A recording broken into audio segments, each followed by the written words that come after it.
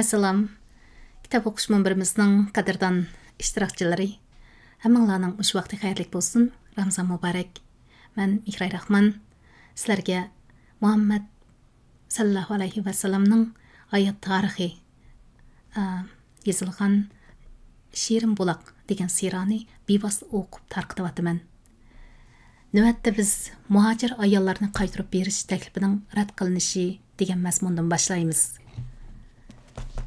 Muhojir ayollarni qaytarib berish taklifining rad qilinishi. Arqadalla bir qancha mo'min ayol yetib keldi. Ularning keyindan ularning ega chaqalari kelib, Hudaybiya kelishimnomasiga asosan bu xotin qizlarni o'z egalariga qaytarib berishni talab qildi. Lekin ularning bu talabi kelishimnomining bu haqdagi biz tarafdan har qanday bir sizlar tarafga qechib borsa, garchi musulmonlar bo'lsa-mu, uni shartsiz qaytarib bersizlar degan moddasida ayol kishi qat'iy tilga ilinmagan degan paket bilan rad qilindi. Alloh taolo bu haqda: "Ey mo'minlar, sizlarga mo'min ayollar hijrat qilib kelsa, ularni sinab ko'ringlar. Ularning iymonini Alloh obdan beradi. Agar ularni sinagandan keyin haqiqiy mo'mina deb to'nsanglar, ularni kuffarlarga qaytarib bermanglar. Ular kuffarlarga halol emas. Kuffarlarmı ularga halol emas. Kuffar erlarining ularga bergan mahrini qaytarib beringlar. Ularning mahirlarini berib nikohinglarga olsanglar, sizlarga hech gunoh bo'lmaydi. Kuffar ayollarni amringlarda saqlamanglar." Qur'oni Karim sura Mumtahina 60 sura 10 oyatning bir qismi degan oyatgacha nozil qildi.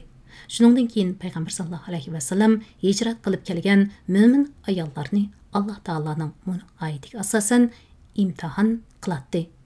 Ey payg'ambar, mo'min ayollar sana kelib Allohga hech narsani sherik keltirmaslikka bayat qilsa, Qur'oni Karim sura Mumtahina 60 sura 12 oyat. Ularning ichidan mushu shartlarga ko'ngichilarga payg'ambar sallallohu alayhi va sallam sening baytingni qabul qildim deydi va ularni mushriklarga qaytarib bermaydi. Musulmonlar yuqorqi oyatning hukmi bo'yicha nikohidan kuffar xotinlarni taloq qilib o'tadi. Umar raziyallohu anhu shu kuni mushrik holatda turayotgan ikki xotinni qo'yib edi. Ularning birini Muaviya, yana birini Saffon ibn Umayya nikohiga oldi. Kelishimnomining moddalari nimalarni uqtiradi? Mana bular Hudaybiya sulhisi kelishimining tafsilotidir. Bu kelishimnoma moddalarini uning tarixiy arq ko'rinishlari bilan birlashtirib tahlil qila oladigan har qanday bir kishi bu shartnomaning imzolanishining musulmonlarga nisbatan g'oyat zo'r g'alaba va cho'ng muvaffaqiyat bo'lganligiga shak qilmaydi. Chunki Qurayshlar buningdan ilgari musulmonlarni e'tirof qilmaydi. Balki texi musulmonlarni yiltizdan yo'qotish ularning asosiy plani va tub nishoni edi. Musulmonlarning hamon bir kun gumron bo'lishini to'rt ko'zi bilan kutadi. Ular Arab yerim oralidagi diniy huquq va siyosiy rahbarlikning homilari bo'lish sifati bilan butun kuchini ishga solib, islom dinining Arab jamiyatida umumlashib qilishiga jon jahli bilan qarshi turib kelgan edi. Ammo bu qitim ularning sulhiga mayli bo'lganligining o'zi ularning musulmonlarning siyosiy o'rnini e'tirof qilganligini va Qurayshni markaz qilgan barliq kufri gumashtillarining musulmonlarga qarta qarshilik ko'rsatish iqtidoridan qolganligini uqtiradi. Kelishimnomining 3-moddasidagi mazmunlar Quraysh tarafining o'zlari da'vo qilib yurgan siyosiy o'rin va diniy rahbarlik huquqini amdilikda unutilganligini, ularning hozir o'zini o'ylaydigan bo'lib qolganligini, shundan e'tiboran butkul jamiyat, hatto butun Arab yerim orli musulmonlashib ketsa-mu, Qurayshlarning hech qanday yo'l bilan aralashmaydiganligini ko'rsatadi. Bu Qurayshlarga nisbatan zo'r mag'lubiyat, musulmonlarga nisbatan zo'r g'alaba edi albatta. Buningdan ayon bo'ldiki, musulmonlarning dushman kuchlari bilan qonliq elishish orqali yetadigan oxirgi nishoni hargiz qarshi tarafning mol dunyolarini bulab, talab, talon-taroj qilish, odamlarni qirg'in qilish va yoki ularga islom dinini majburiy tangib qabul qilishga zo'rlash bo'lmasdan, balki musulmonlarning bu urushlarda qonliq badallarni to'lashdiki, birdan-bir maqsadi o'zlarining e'tiqod qiladigan dinini tanlash va e'tiqod to'nishini birlikka keltirishda xohlagan odam iymon etsin degan oyat bo'yicha kishilarga hech qanday bir zo'ravon kuch ularning irodasiga to'sqinlik bo'lmaydigan mukammal hurlik va erkin tanlash muhiti ato qilish edi. Vaholanki bu nishon shundoq mukammal ravishda ishga oshdiki, bundoq muvaffaqiyatga odatda qudratli lashkariy qo'shinlar bilanmi erishish mumkin bo'lmaydi. Musulmonlar bu qitimki sulhi orqali nihoyat zo'r darajada ro'naq topdi. Alayli mushu kelishim imzolanishdan oldida musulmonlar qo'shinining soni 3000 dan oshmaydi.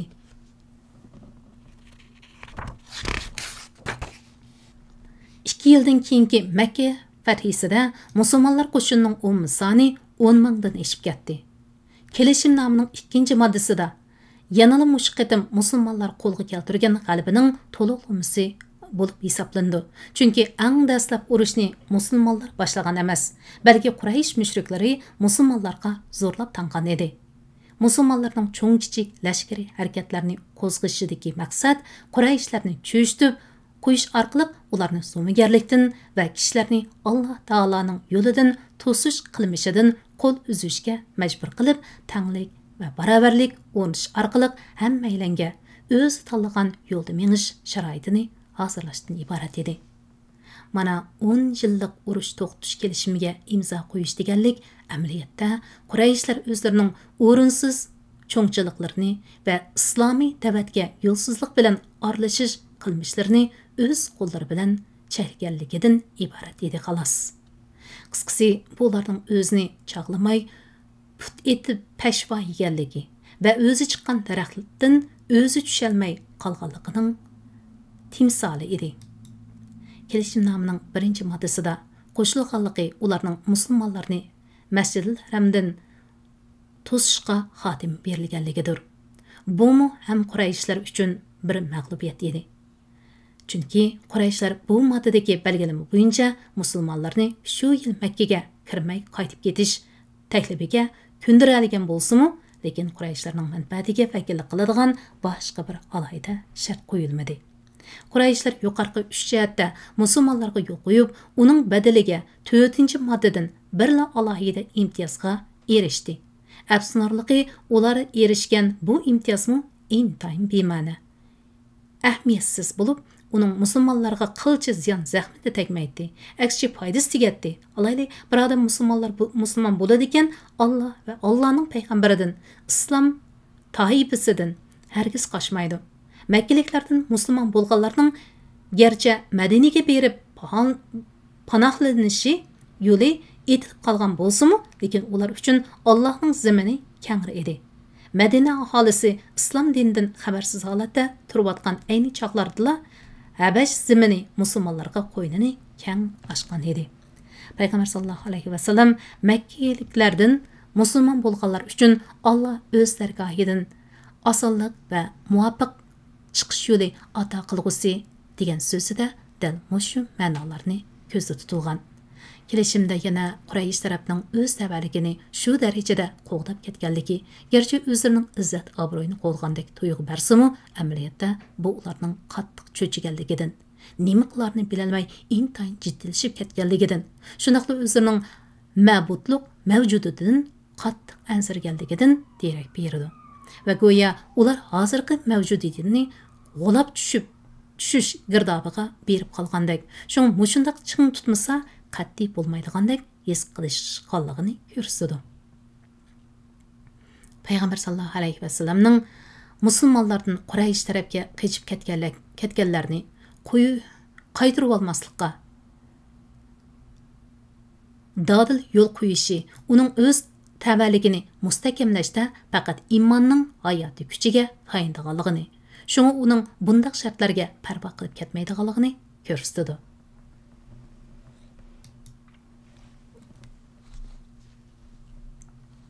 Musulmonlarning qayg'urishi va Umar raziyallohu anhuning noroziligi. Xo'sh, mana bular Hudaybiya sulhisidagi asosliq modlarning tahtiga yoshiringan asrar va haqiqatlar edi. Lekin mundaq ikki ish musulmonlarni g'am qayg'uga g'arq qilib atdi. Uning biri payg'ambar sallallohu alayhi vasallamning sahobalarga biz pat fursatda Baytullohga berib haj tavob qilamiz deb uqtirganligi edi. Acaba u amdi Baytullohga kirmay qaytmoqchi bo'lib qolganmidi? Yana biri u Alloh taolaning barhaq payg'ambari tursa, haqqoniyat uchun kurash qilyotsa, vaholanki Alloh taolaning o'z dinini hamon g'olib qilishga va'dasi tursa, payg'ambar sallallohu alayhi vasallam nima uchun Quraysh tarafning yo'lsiz shartlarini qabul qiladi? Nima uchun sulhida tangsizlik yo'l qo'ydi? Mana bu ikki savol shak shubasizki musulmonlardagi parishonlik va o'y xiyollarning asosiy manbasi edi. Mushu ish vajidan musulmonlarning ro'yi tushib ketganlikdan ular sulhi modellarning tek yushiringan g'alabalarni o'ylab yetolmadi. Aksicha qayg'u, hasrat kishanlariga bog'landi. Sahobalar ichida hammadan bak qayg'urib azob tortgan kishi Umar ibn Hattob radhiyallohu anhu. Bo'lsa kerak, u payg'ambar sallallohu alayhi vasallamning oldiga kelib, "Ey Rasululloh, biz haq yo'l ustida, ular botil yo'l ustida emasmi?" deb so'radi. Payg'ambar sallallohu alayhi vasallam, "Ha, albatta shundoq" deb javob berdi. U, "Bizdan o'lganlar jannatda, ulardan o'lganlar do'zaxda bo'ladi, shundaqmi?" dedi. Payg'ambar sallallohu alayhi vasallam, "Ha, shundoq" dedi. U yana, "Amasa nima deb dinimiz haqida xo'rliqqa, ya'ni ig'ir shartlarga yo'l qo'yimiz? Nemishqa Allohning biz bilan mushriklar o'tirisini kaskin bir taraf qilishini kutmay turib qaytib ketamiz?" deb payg'ambar sallallohu alayhi vasallam bilan taqarishdi. Bu chog'da payg'ambar sallallohu alayhi vasallam, "Ey Umar, men Allohning payg'ambari. Men uningga osiylik qilmayman. Alloh menga nusrat ato qilguchi. U meni hargiz tashlab etmaydi" dedi. Umar radhiyallohu anhu, "Sen bizga Baytullohga berib haj tavob qilamiz deganding-ku" dedi payg'ambar sallallohu alayhi vasallam. "To'g'ri, men sana mushu yil cho'qim haj tavob qilamiz deganmidim?" deb so'radi. Umar, "Yo'q" dedi. Payg'ambar sallallohu alayhi vasallam, "To'g'ri, sen uningga cho'qim kelib tavob qilasan" dedi. Vaholanki Umar radhiyallohu anhu ochiqini yanlab basolmay Abu Bakr radhiyallohu anhuning qishig'iga kelib payg'ambar sallallohu alayhi vasallamga deganlarini uningga qayta dedi. Abu Bakr radhiyallohu anhu uningga payg'ambar sallallohu alayhi vasallam qayqurgandek javob qayturdi va uning peshiga chin esilgan "Alloh bilan qasamki, u haq ustida" degan gapni qo'shib qo'ydi. Ondan Alloh taolo "Biz sana ro'shan g'alaba ato qildik" degan surni nasl qildi. Shuning bilan payg'ambar sallallohu alayhi vasallam Umar radhiyallohu anhuni chaqirtib bu surni o'qib bergan edi. Umar radhiyallohu anhu, "Ey Rasululloh, u Hudaybiya sulhisi, Fatih degan so'zning ma'nosi g'alabami deb so'radi. Payg'ambar sallallohu alayhi vasallam "Ha" deb javob berdi. Uning ko'ngli echilib, yayrab ketdi. Keyin Umar radhiyallohu anhu bu ishlarga ko'p pushaymon qildi. U mundaq deydi: "Men shu qitim oldiroqsonlik qilganligim badaliga nurg'un amallarni ado qildim. Sadaqa berdim, ro'za tutdim, namoz o'qidim va qullarni ozod qildim. O'ylab yetdimki, ehtimol oshu qilganlarimmi men uchun yaxshi bo'pti ekan." Nazarband qilingan musulmonlarning qiyinchiliklarining hal bo'lishi. Payg'ambar sallallohu alayhi vasallam Madinaga qaytib kelib bir qancha kun o'tgan edi. Makkada nazarband qilingan musulmonlardan bir kishi Madinaga qochib keldi. U kishining ismi Abu Basr bo'lib, Qurayshlarning ittifoqdosh qabilasidan edi. O'z qabilasidagilar uni qaytarib ketish uchun ikki odamni avatgan edi. Payg'ambar sallallohu alayhi vasallam Abu Basrni heliqi ikki elchiga topshirib berdi. Elchilar Abu Basrni elib Zulhulayfiga kelganda uloqlaridan tushib, yendiki xurmalarni bir yerga to'kib yeyishga boshladi. Abu Basr ularning birini gapga silib, "Azbaray Xudo, ipalani yanonidagi bu qilishning bak balanda qiladi, shundaqmi? deb so'radi. Şoň bilen elçilerning yana biri o qilichni qo'liga elib, qindan sug'urib, "Rastkan, haqiqatan qo'yuchi bilan qilish ekan" dedi. Bu chaqda Abu Basir, "Akalam, men ko'rib baqay" degan edi. O qilichni Abu Basirga tutqizib qo'ydi. Şunun bilen Abu Basir gaç turupla onu mollaq atqızıb etdi. Yana bir Madinaga qıçıp berib, o da masjidga kirdi. Peygamber sallallahu aleyhi ve sellem o kişinin ruhi haltını görüp, bu adam çokum birer peşkellikki yolu qıptı, dedi. O Peygamber sallallahu aleyhi ve sellem'nin aldığı gelip, menin hemrahim öldürüldü, men mu taslı qaldım, dedi. Arkadalla Abu Basir gelip, "Ya Resulullah, Allah seni vədenge vapa qıldırdı. Sen meni ularga tapşırıp berdin. Ondan Allah meni mi qutquzdu?" dedi. Peygamber sallallahu aleyhi ve sellem onunğa, "Vay vabalı tekkür, yana bir adamı bolgan bolsa, uruş qo'zgar ekan", dedi. Abu Basir bunu anlagandan keyin Rasulullah meni ularga aman qaytırıp berdi ekan, deb qarab Madinadan chiqib ketdi va Qizil dengiz bo'yidagi Sayful Bahri degan yerga kelib tushdi. Arkadalla Abu Jandal ibn Suhayl qechib chiqib Abu Basirga qo'shildi. Shunda qilib Makkadan musulmon bo'lib qechib chiqqanlar Abu Basirning sepiga qaytilib, oxir u yerda kuchi xili zo'r bir qo'shin tashkillanib qoldi. Ular Makkadan Shamga mangan Quraysh karvanini bayqisla oldini to'sib, odamlarni o'ldirib,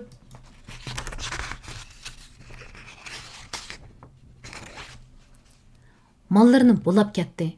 Qurayshlar Peygamber sallallahu aleyhi ve sellem'ge Allah'ni ve tuqqanliq silib rahimini oraga selib turib, bu haqda sening yiningga borgan har qanday kishi aman bo'ls ekan deb maktub yo'lladi. Shuning bilan Peygamber sallallahu aleyhi ve sellem odam avatib ularni Madinaga qaytirib keldi. Qurayshlik bir qancha azimatning musulmon bo'lishi. Hudaybiya sulhisidan keyin Hijriyaning 7-yili yil peshidala Amr ibn As, Xolid ibn Valid va Osman ibn Talha qatorli Qurayshlik 3 azimat musulmon bo'lib keldi. Ular Peygamber sallallahu aleyhi ve sellem'nin oldiga hozir bo'lib edi. Peygamber sallallahu aleyhi ve sellem Makka bizga yurak parlarini tashlabdi, dedi. Ikkinchi bosqich, yangi burilish. Hudaybiya sulhisi musulmonlar tarixidagi yangi bir burilishning boshlanishi bo'lib qoldi. Alayli Quraysh mushriklari islom dinining eng kuchli va eng ashaddiy dushmanlari edi. Ularning jang maydonidan chekinishi bilan dushman 3 birlashma, ya'ni Quraysh, G'atfon va Yahudilar qo'shinining eng kuchli bir qanotini sundirib tashlandi. Aslida Qurayshlar mushriklarning Arab yerim orolidagi vakillari ve bütün müşriklerinin dinni dahiyleri bolğaşqa, bu zərbe bilen birdilla bütün araldaki müşriklerinin xo'riki jimib, tajavuzchilik ve zo'ravonlik qizg'inligi zo'r darajada sovidi. Shu vajdan bu sulhiy kelishimnoma imzolangandan keyin G'atfon, Badavi, qaroqchilari tarafidan birer cho'ng ma'lumotchilik paydo qilish ahvollari ko'rilmadi. Ularning musulmonlarga qarshi harakatlarining mutlaq ko'p qismi faqat yahudlarning küşkürtişidən kelib chiqqan xolos. Yahudlar Yasrib, ya'ni Madina Munavvardan sürgün qilingandan keyin o'zlariga Xaybarni ig'vogarchilik va suiqasdchilik o'g'isi qilib tanlagan edi. Ularning cho'ng kadabash shaytonlari mushu makkorlik uvusida tuxum tug'ib, cho'jilab, fitna fasod o'tlarini yamratib, Madina atrofidagi Badavi arablarni Payg'ambar sallallohu alayhi va sallamni va musulmonlarni yo'qotishga mumkin bo'lmagandanmi, ularni birer talafotga uchirtishga kuch ko'rtib, kech kunduz tinmay tipirlamoqda edi. Shunga Payg'ambar sallallohu alayhi va sallamning Hudaybiya sulhisini imzolab qaytib kelibla bosgan tunji qadami ashu Badavilarning parda orqasidagi Yahudi makkorlik uvusiga hujum qo'zg'ab, uni chuvib tashlash bo'ldi. Qisqasi, Hudaybiya sulhisidan keyin boshlangan bir davr xarakterlik yangi burilish musulmonlarni islom davlatini keng qanot yoydirish va keng doirada yetkazish uchun yaxshi bir fursat bilan ta'min etdi. Natijada musulmonlarning islom davlatini yetkazish qizg'inligi yangi bir kayfiyatga ko'tarildi.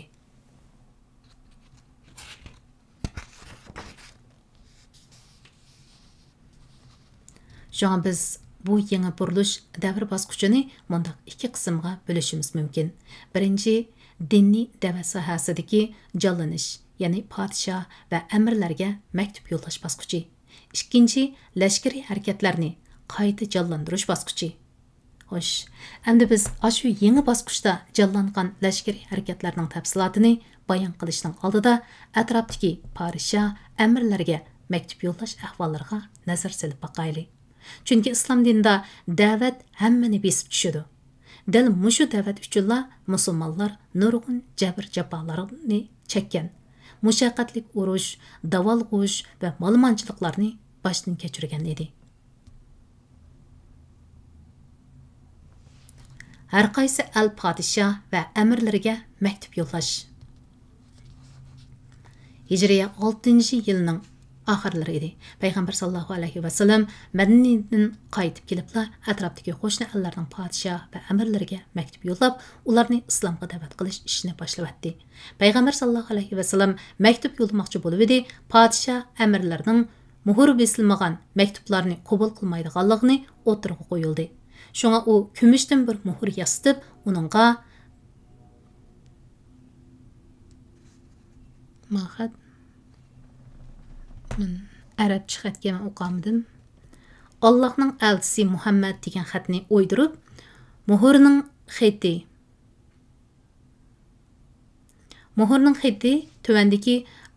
tövəndən yuqorıga 3 qatar qılıb yazılgan bolup, mandaq bu xatni men oquyalmaydı ekanman, kechirsizlar. Degan xat muhur yüzünün tövən orıga Rasulullah oqşaydı qaraganda Rasul degan xatni oqıy aldım. Degan xat o'ttiri qurg'a ve Allah degan xat eng yuqori qurg'a o'ylagan edi. Hamda mushu maqsadda sahobalardan bilimlik ham pam farosatlik bir turkum kishilarni tanlab, ashu padişahlarga elchilik avatdi. Alloma Mansur Furi Rahimullah'ның Peygamber sallallahu aleyhi ve sellem bu elçilerini Hayber uruşuga atlanışının aldıda, yani Hicriyanın 7. yılı Muharrem'nin 5'ida yolga salgan deb mutlaqlaştırdı. Tövende aşu mektuplarının toluq tekstlerini ve onun neticelerini bayan qılımız. Habeşistan padişahı Necaşi'ga mektup yollaş. Bu birincisiken, mazkur Necaşi'nin asli ismi Ashama ibni Abjar bulup, Peygamber sallallahu aleyhi ve sellem onunğa Hicriye 6. ayının ahırları yoki 7. yılı Muharrem'nin 5'ida Amru ibni Ümeyye Tüzemmeri'den mektup yolladı. İmam Tabari rahimahullah bu qitimki mektubning to'liq tekstini zikr qilgan edi. Lekin u zikr qilgan tekstning mazmuniga diqqat bilan nazar solganda, uning Peygamber sallallahu aleyhi ve sellem Hudaybiyadan qaytib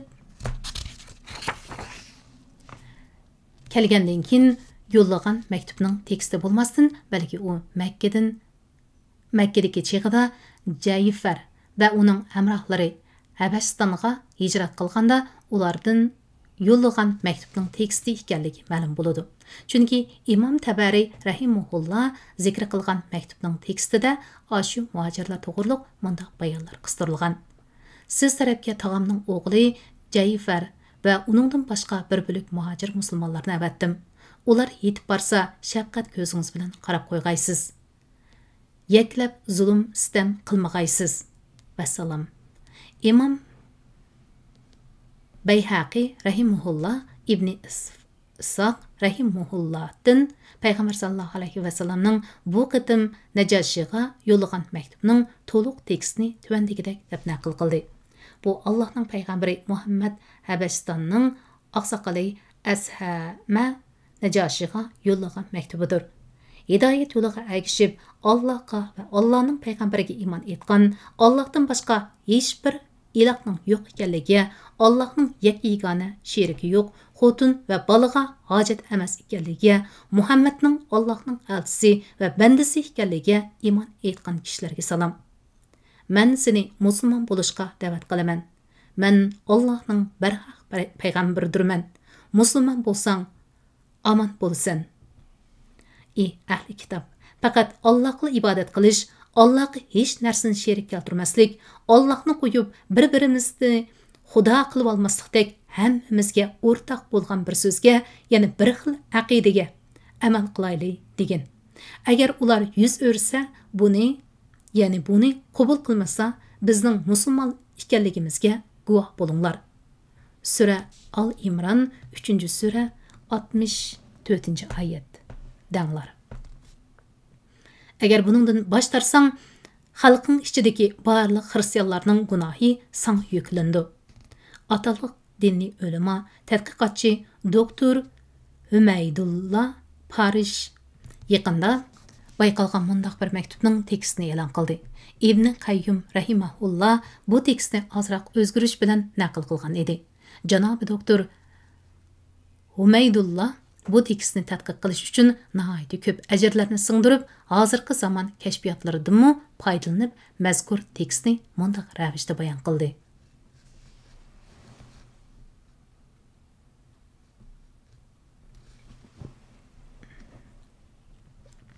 Nəhayət şəfqətlik və mehribon Allah'ın ismi bilan başlayman.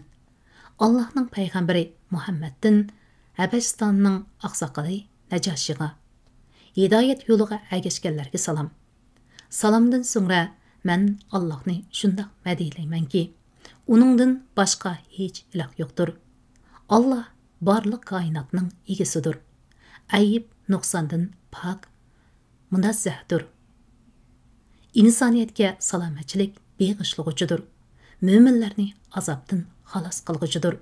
Bir vaqtda hamma shayga tangla nazorat qilg'uchidir va guvohlik bermanki, Maryam o'g'li Isa alayhissalom Allohning ruhi va kalima so'zisidirki, Alloh uni yotliq bo'lishdan voz kechgan iffatlik tegi pok Maryamga ilqa tashlash qildi. Şunun bilan u İsa'ga ig'ir oyoq bo'ldi. Allah o'z qo'li bilan odam otini yaratgandek, İsa'ni o'z ruhi kalimasi bilan yaratdi. Men seni sherigi yo'q bir Allohga ishonishga, uning itoatiga, birlikka kelishga, menga agishishga va menga nozil qilingan Qur'onga agishishga chaqiraman. Men Allohning payg'ambaridirman. Men seni va sening barliq lashkaringni Alloh tarafga chaqiraman. Men sizlarga Allah'ın əmrini yetkizdim və nəsiyyət qıldım. Nəsiyyətimni qəbul qılınlar. Hidayət yoluğa əgişkənlərə salam. Doktor Hümeydullah bu məktub Peyğəmbər sallallahu aleyhi və sallam Hüdeybiyədən qaytıb kelibla Nəcashiga yollagan məktubning asli nusxasidir deb ta'kidladi. Dalil faktlarga asoslanganda bu tekstning to'g'riliqida shak shubha yo'q. Lekin Hüdeybiya sulhisidagi keyinla yollangan məktubning dal o'zi deyishga dalil yo'q. Chunki İmam Bayhaqi rahimahullah İbn İshaq rahimahullahdan naql keltirilgan məktub Peyğəmbər sallallohu alayhi və sallam Hüdeybiyadan qaytib kelgandan keyin qo'shni al-podshohlariga va yoki xristian amirlariga yo'llagan maktublarga o'xshab ketadi. Uningda ahli kitob, hammamizga o'rtaq bo'lgan bir aqidaga kelayli degan oyat karim kirgizilgan. Amaliyotda Payg'ambar sallallohu alayhi va sallam mazkur oyatni shu mazgilda yo'llagan maktublarning hammasi kirgizgan edi. Uning yana Asama degan ism ochiq yozilgan. Ammo doktor Hümeydullah Hüdeybiyadan qaytib kelibla yo'llagan maktubining teksti deb naql keltirgani balkim Payg'ambar sallallohu alayhi va sallamning Asama o'lib ketgandan keyin uning val ahdisiga yo'llagan maktubi bo'lishi mumkin. Shunga bu maktubda Asama degan ism saqit qilingan bo'lishi ehtimol.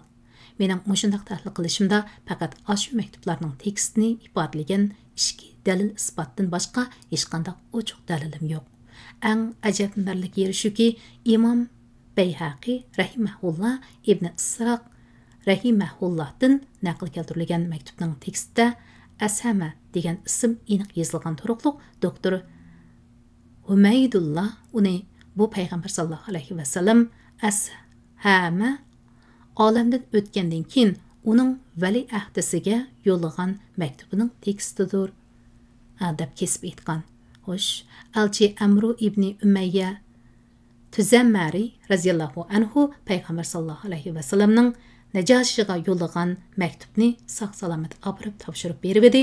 Najoshi uni oliy ehtirom bilan qo'liga elib ko'zga surtdi va taxtdan tushib hurmat bejo keltirdi.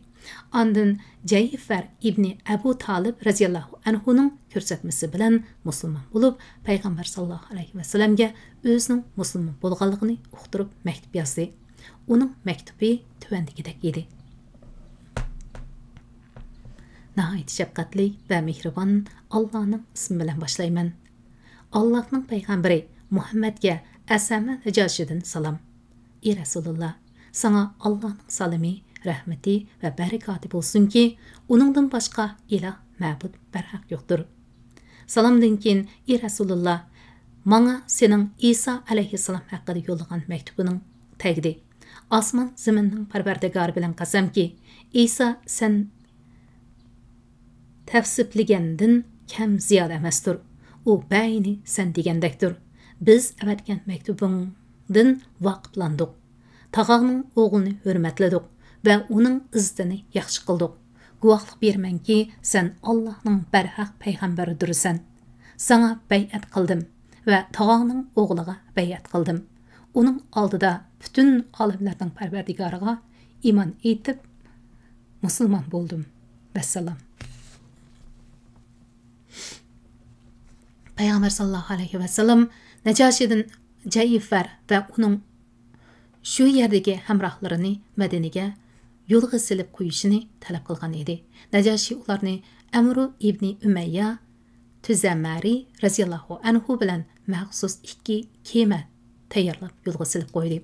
Shuning bilan Amru radhiyallohu anhu ularni payg'ambar sallallohu alayhi va sallamning qishig'iga boshlab keldi. Bu chaqda payg'ambar sallallohu alayhi va sallam Haybarda iri. Mazkur Najashi Hijriyaning 9-yili Rajabda Tabuk urushidan keyin olamda o'tgan. Payg'ambar sallallohu alayhi va sallam u vafot bo'lgandan keyin sahobalarga uning vafot bo'lganligini xabar qilgan edi va uning nomini Naibana tushirgan edi. Xato o'qib qoptiman. Uning nomini G'oyibona tushirgan edi. Najashi olamda o'tgandan keyin uning o'rniga boshqa bir podshoh taxtga chiqib edi. Payg'ambar sallallohu alayhi va sallam uningga yana qayta maktub yo'lladi. U musulmon bo'ldimi? Yo'q, bu bizga noma'lumdir. Xo'sh, qarindoshlarim, undaq bo'lsa, bevosita o'qishni mushada to'xtay. Allah buyursa, adallikka biz 2. Misr podshohi Muqavqisga maktub yo'llash.